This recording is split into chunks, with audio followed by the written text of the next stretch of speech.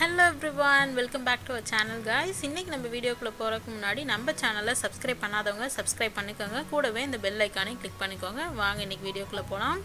இன்னைக்கு சூப்பரான மீன் குழம்பு எப்படி வைக்கிறதுன்னு சொல்லி தரேன். வாங்க. एक्चुअली நான் சொல்லி தரலங்க. எங்க பெரியம்மா இன்னைக்கு வைக்க போறாங்க. நான் ஜஸ்ட் வீடியோ தான் எடுக்க போறேன். வாங்க வீடியோக்குள்ள போலாம். இது வந்து நான் ஊர்ல எடுத்த வீடியோங்க. இங்க எடுத்த வீடியோ இல்ல. இப்போ பாத்தீங்கன்னா எங்க பெரியப்பா மீன் வாங்கி க்ளீன் பண்ணிட்டு இருக்காங்க. இது எப்படினா நாங்க டேம்க்கோ இல்ல குளத்துலயோ ஆத்துலயோ போய் வாங்கல. இது பாத்தீங்கன்னா எங்க தெருவுல வித்துட்டு வந்த மீன் நாங்க வாங்கி இருக்கோம். இதுல என்ன பாருங்க, மீன் இன்னும் உயிரோட இருக்கு. ஃப்ரெஷ்ஷா புடிச்சிட்டு வந்து அப்படியே விக்கிறாங்க. எங்க வீட்ல இருந்து ஒரு 10 to 12 கிலோமீட்டர் இருக்கும். அதை விட குறைவா தான் இருக்கும்னு நினைக்கிறேன். அங்க வந்து ஒரு டேம் இருக்கு. அந்த டேம்ல இருந்து புடிச்சிட்டு வந்து விக்கிறாங்க. இது பாத்தீங்கன்னா ஜிலேபி மீன் ஒரு 3.5 கிலோ கிட்ட வந்ததுங்க. 150 ரூபாய் கணக்குல 450 ரூபாய்க்கு வாங்குனோம். இதுல என்ன ஒரு அட்வான்டேஜ்னா இது வந்து பக்கத்துலயே இருக்கு, ஃப்ரெஷ்ஷா கிடைக்குது. நம்ம இங்க சென்னையில இல்ல வேற எந்த ஊர்லயாவது வாங்குனோம்னா அது எப்போ புடிச்சு வைக்கிறாங்க, ஐஸ்ல வைக்கிற மீனா ஃப்ரெஷ்ஷா நமக்கு தெரியாது. மேபி சில இடங்கள்ல வந்து உயிரோட விற்கலாம் பெரிய பெரிய மார்க்கெட்ஸ்ல. பட் சின்ன சின்ன இடத்துல பாத்தீங்கன்னா வாங்கிட்டு வந்து விற்கும்போது இந்த அளவுக்கு ஃப்ரெஷ்ஷா இருக்காது. அங்க பாருங்க எப்படி துள்ளிட்டு இருக்குன்னு. ஜெனரலாவே ஜிலேபி மீன் ரொம்ப டேஸ்டா இருக்கும். பொரிச்சாலும் சரி குழம்பு வச்சாலும் சரி. இன்னைக்கு எங்க பெரியம்மா வைக்கிற குழம்பு தான். நான் வந்து எதுவுமே இல்லை, எங்க பெரியம்மா வந்து வைக்க போறாங்க. பெரியம்மா வந்து மீன் குழம்புல எக்ஸ்பர்ட். ஸோ மசாலாலாம் பார்த்தீங்கன்னா கடை மசாலாலாம் போட மாட்டாங்க. அவங்களே மசாலா அரைச்சி வச்சுருக்காங்க, அதுதான் போடுவாங்க. இன்னைக்கு வந்து நான் எப்படி பண்ணுறாங்க அப்படின்னு சொல்லிட்டு உங்களுக்கு காமிக்கிறேன் வாங்க. பாருங்க எங்கள் பெரியப்பா சூப்பராக வந்து வெறும் சின்ன கத்தி வச்சு எப்படி வந்து க்ளீன் பண்ணுறாருன்னு. பெரியப்பாவே வந்து க்ளீன் பண்ணிடுவாங்க. எப்போவுமே பெரியப்பாவுக்கு எக்ஸ்பீரியன்ஸு, ரெகுலராக பெரியப்பா தான் பண்ணுவாங்க. அதுக்கப்புறம் பார்த்தீங்கன்னா நான் வந்து இதை கட் பண்ணும்போது உள்ளே போயிட்டேங்க. கட் பண்ணி க்ளீன் பண்ணும்போது எனக்கு வந்து நான் அந்தளவுக்கு கட் பண்ணி க்ளீன் பண்ணுறதுல எக்ஸ்பீரியன்ஸ் ஆகலை. ஸோ நான் போயிட்டேன் உள்ளே. என்னடா இவ்வளோ சமைக்கிற அப்படின்னு கேட்காதீங்க. நான் வந்து எனக்கு சமைச்ச பழக்கம். நீங்கள் கட் பண்ணி கொடுத்தீங்கன்னா நான் சூப்பராக சமைச்சு தருவேன். பட் கட் பண்ணி எக்ஸ்பீரியன்ஸ் இல்லை, பக்கத்தில் பார்த்தும் கூட எக்ஸ்பீரியன்ஸ் இல்லை. ஸோ அதனால் நான் பண்ணல, நான் உள்ளே போயிட்டேன். பெரியப்பா தான் பண்ணாங்க. அதனால் வீடியோ எடுக்கல. உங்களுக்கு வேணுன்னா சொல்லுங்கள், இன்னொரு வீடியோ வந்து நான் கிளியராக போட ட்ரை பண்ணுறேன். பாருங்கள் அது இன்னும் வந்து உயிரோடு தான் இருக்குது. இவ்வளோ க்ளீன் பண்ணியும் மேலே செதிலில் எடுத்தோம். அடுத்து வந்து க்ளீன் பண்ணிவிட்டு சின்ன சின்னதாக கட் பண்ணிட்டாங்க. கட் பண்ணிவிட்டு உப்பும் மஞ்சத்தூளும் போட்டு ஒரு அலசிடலாம். உங்களுக்கே தெரியும் மஞ்சத்தூள் வந்து ஆன்டிபயோட்டிக். ஏதாவது கிருமி இருந்ததுன்னா க்ளீன் பண்ணுறதுக்கு அதுக்காக தான் பண்ணுறது. அதுக்காக தான் மெயினாக பண்ணுவாங்க. சீ ஃபுட்லாம் கண்டிப்பாக பண்ணணும். பட் இது சீ ஃபுட்டில் இருந்தாலும் பரவாயில்ல, ஒரு க்ளீன் பண்ணுறதுல தப்பு இல்லை. ஸோ க்ளீன் பண்ணி முடிச்சுட்டு அதுக்கப்புறம் நம்ம குழம்பு வச்சிடலாம். நான் க்ளீன் பண்ணுறதுக்கப்புறம் தொட்டு பார்த்தேன். இப்போ பாருங்கள், நான் வந்து க்ளீன் பண்ணதுக்கப்புறம் தண்ணி ஊற்றி அலசினதுக்கப்புறம் எடுத்து காமிக்கிறேன் பாருங்கள்.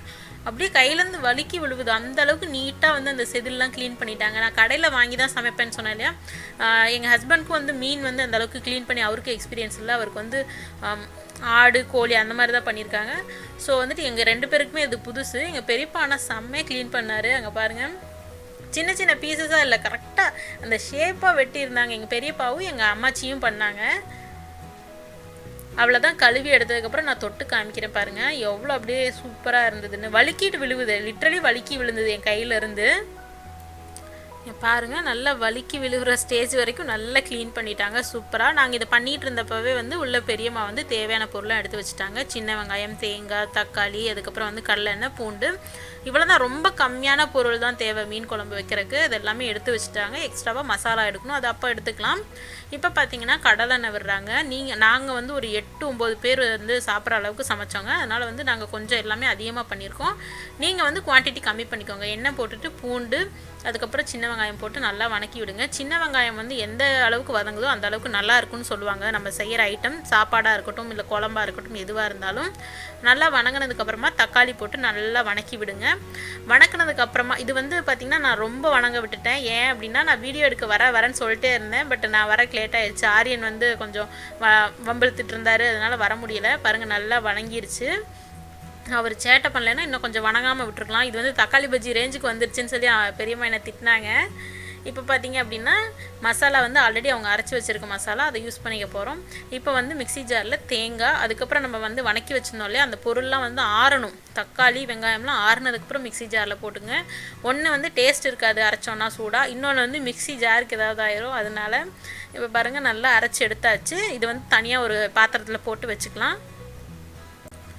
இது தனியாக இருக்கட்டும். அதுக்குள்ளே வந்து குழம்ப தாளித்து விட்டுறலாம். தாளித்து விடுறதுக்கு ஒரு பாத்திரத்தில் மறுபடியும் வந்து கடலெண்ணெய் கொஞ்சம் ஊற்றிக்கோங்க. கொஞ்சமாக வெந்தயம் போட்டுக்கோங்க. வெந்தயம் போட்டு அது பொரியறதுக்குள்ளே வந்து அந்த எடுத்து வச்சிருந்தோம் இல்லையா அந்த மசாலா, அதில் வந்து மஞ்சத்தூள், அதுக்கப்புறமா மிளகாய்த்தூள். அதாவது வந்து இது மிளகாய்த்தூள்னு சொல்லலாம், புளிக்குழம்பு மசாலான்னு சொல்லலாம், மீன் மசாலான்னு சொல்லலாம். மோஸ்ட்லி எல்லாத்துக்கும் ஒரே அளவு ஒரே மாதிரி இன்க்ரீடியன்ஸ் தான் யூஸ் பண்ணுவோம். உங்களுக்கு டிஃப்ரென்ஸ் வேணுன்னா சொல்லுங்கள், நான் வந்து ரெசிபியை தனியாக போட ட்ரை பண்ணுறேன். அதுக்கப்புறமா கொஞ்சம் கருவேப்பிலை போட்டுங்க. அது நல்லா பொரிஞ்சதுக்கப்புறம், அதாவது நல்லா அது வணங்கினதுக்கப்புறமா வந்துட்டு நம்ம மிக்ஸ் பண்ணி வச்சுருந்தோம் இல்லையா மசாலா, அரைச்சி வச்சிருந்த மசாலாவை இதில் போட்டுடலாம். அதுக்கப்புறம் புளி கரைச்சி வச்சுருந்தாங்க, அந்த புளியை ஆட் பண்ணிக்கலாம். நல்லா மிக்ஸ் பண்ணி இது நல்லா ஒரு கொதி வரட்டும். ஆல்ரெடி எல்லாம் வணங்கினால ரொம்ப பச்சை வாசனை போகணும் அப்படிலாம் இல்லை. அப்புறம் தேவையான அளவு உப்பு போட்டுட்டு இன்னும் கொஞ்சம் தண்ணியில் இதுவும் வந்து வீட்டில் அரைச்ச மிளகாய்த்தூள், நம்ம முன்ன போட்டது வந்து மீன் குழம்பு மசாலா, அதாவது புளிக்குழம்பு மீன் குழம்புக்கு போடுற மசாலா. இப்போ அம்மா கரைச்சிட்டு இருந்தது பார்த்திங்கன்னா மிளகாய்த்தூள், அதையும் இதில் ஊற்றிட்டாங்க. இப்போ நல்லா மிக்ஸ் பண்ணி விட்டு ஒரு கொதி வரட்டும். நல்லா மூடி வச்சுருங்க. பாருங்கள், நல்ல தலைப்புலன்னு சூப்பராக கொதிக்க ஆரம்பிச்சிச்சு. இந்த ஸ்டேஜில் வந்து பச்சை வாசனை துளி கூட இருக்கக்கூடாது. இந்த மாதிரி கொதிச்சதுக்கப்புறமா அடுப்பை வந்து ஸ்லோ பண்ணிவிட்டு நம்ம கட் பண்ணி வச்சுருந்த மீனை வந்து போட்டலாம். அவ்வளோதான். மீனை போட்டு நம்ம மூடி வச்சு ஒரு 5 to 7 நிமிஷம், அதுவே அதிகம்தான், ரொம்ப நேரம் விட தேவையில்லை. மீன் வந்து எப்போவுமே சீக்கிரமாக வெந்துடும். அதனால் வந்து ஒரு 5 to 7 நிமிஷம் ரொம்ப ஸ்லோ ஃப்ளேமில் வச்சு, அதாவது மீடியம் ஃப்ளேம் கூட வைக்காதீங்க, லோ ஃப்ளேமில் வச்சு குக் பண்ணுங்கள். ஜஸ்ட்டு கிளறி விடுங்க. ரொம்ப வந்து கிளறினீங்கன்னா மீன் உடஞ்சிரும். நம்ம போட்டோன்னே கிளறும்போது ஒன்றும் ஆகாது, பட் வெந்ததுக்கப்புறம்லாம் இந்த மாதிரி கிளறிடாதீங்க. இது வந்து எல்லாம் வந்து செட்டில் ஆயிடுச்சு. இப்போ வந்து மூடி வச்சு ஒரு 10 நிமிஷத்துக்கு அப்புறம் பார்ப்போம். நான் ரொம்ப ஸ்லோ ஃப்ளேமில் வச்சுருந்தேன், அதனால் 10 நிமிஷங்க. நீங்கள் வந்துட்டு மீடியம் ஃப்ளேம்லலாம் வைக்கிறீங்கன்னா ஒரு 5 நிமிஷத்துக்கு அப்புறமே எடுத்து பாருங்கள். வெந்துருச்சுன்னா விட்டுருங்க, இல்லை அப்படின்னா மறுபடியும் ஒரு 2 to 3 நிமிஷம் வைங்க. அவ்வளோதான், நம்ம மீன் குழம்பு சூப்பராக ரெடி ஆயிடுச்சு. கொத்தமல்லி போட்டு இறக்கிற வேண்டியதான். இங்கே பாருங்கள், பஞ்சு மாதிரி அப்படி சூப்பராக வெந்துருச்சு. அந்த தோல் வந்துருச்சுன்னா அது வெந்துருச்சுன்னு அர்த்தம் ரொம்ப நல்லா. அவ்வளோதாங்க, எங்கள் மீன் குழம்பு வந்து சூப்பராக ரெடி ஆயிடுச்சு. நான் எங்கள் ஃபேமிலியோடு என்ஜாய் பண்ண போகிறேன். நீங்களும் வந்து மீன் குழம்பு செஞ்சு சாப்பிட்டு என்ஜாய் பண்ணுங்கள். ஓகே காய்ஸ், இன்னொரு வீடியோவில் பார்ப்போம். Until then bye bye.